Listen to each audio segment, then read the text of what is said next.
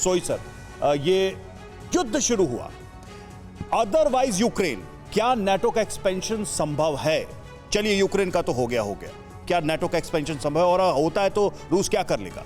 ऐसा कि जिस प्रकार अभी हम देख रहे हैं हालात, अभी नाटो की नज़र यूक्रेन के बाद फिनलैंड और स्वीडन के ऊपर है। दोनों देश अभी ज्वाइन कर रहे हैं, और ये इसका एक कारण है कि जो अमेरिका ने और नाटो देशों ने, खासतौर से अमेरिका ने जो डर बिठाया है कि रशिया के खिलाफ अगर हम एकजुट नहीं रहे तो रशिया एक एक करके सबको खत्म कर देगा। और रशिया जो पुतिन है, नहीं तो ये तो डिप्लोमेटिक विक्ट्री है एक तरीके से, अगर ये सेंस जा रहा है तो। बिल्कुल, ये मैं कहता हूं कि अमेरिका ने बड़ा नेशनल इंटरेस्ट अगर अमेरिका का देखा जाए तो उन्होंने बहुत बड़ी स्ट्रेटेजिक विन है ये अमेरिका की। ठीक है, रूस की चेतावनी सोई सर लगातार आ रही है, खासतौर से नेटो के एक्सपेंशन को लेके, लेकिन अमेरिका यूरोप को रूस लगातार चेतावनी दे रहा है, और उसमें जो नई चेतावनी है वो ये कि वर्चस्व के लिए सब कुछ दांव पर लगाया जा रहा है, और पश्चिमी मानसिकता रूसोफोबिया का शिकार हो चुकी है। रूस के खिलाफ हर एक एक्शन के गंभीर परिणाम होंगे, ये कहना है रूस का।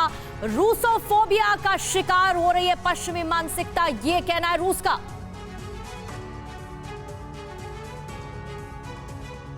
और पुतिन है कि हार मानने को तैयार नहीं है, एटमी वार को भी तैयार है, लेकिन पुतिन हार मानने को तैयार नहीं है। इसी कारण यह जंग लगातार बढ़ता जा रहा है। पुतिन के प्लान पर अमेरिकी खुफिया विभाग की एक रिपोर्ट आई है, उसमें क्या कुछ कहा गया है वो ये है कि अगर पुतिन को लगा कि वो हार रहे हैं तो वो एटमी हमला कर सकते हैं, ये रिपोर्ट में बात कही गई है, और युद्ध में परमाणु बम का इस्तेमाल कर सकते हैं पुतिन, ये कुछ भी कहा गया है। और यह भी कहा गया है कि यूक्रेन को पश्चिमी मदद से पुतिन बहुत नाराज हैं। रूसी धमकी को नजरअंदाज करने से पुतिन का गुस्सा और भड़केगा। रूस ने यूक्रेन में हथियारों की तादाद और ज्यादा बढ़ाई है, मतलब जो उसने चढ़ाई की है, जो युद्ध शुरू किया है, उसके लिए हथियारों की तादाद और बढ़ा दी है यूक्रेन में। रूस के इंटरकॉन्टिनेंटल बैलिस्टिक मिसाइल जो हैं वो हेवी बॉम्बर्स के साथ तैनात हैं, और रूस की स्ट्रेटेजिक सबमरीन भी ब्लैक सी में तैनात है।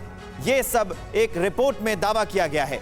अब चलते हैं आगे की खबरों के लिए, अपडेट्स के लिए पूर्णिमा के पास। तो ये तो तय माना जा रहा है कि पुतिन हार मानने वाले नहीं है, और इसीलिए रूस की तरफ से आक्रामक धमकियां लगातार दी जा रही हैं।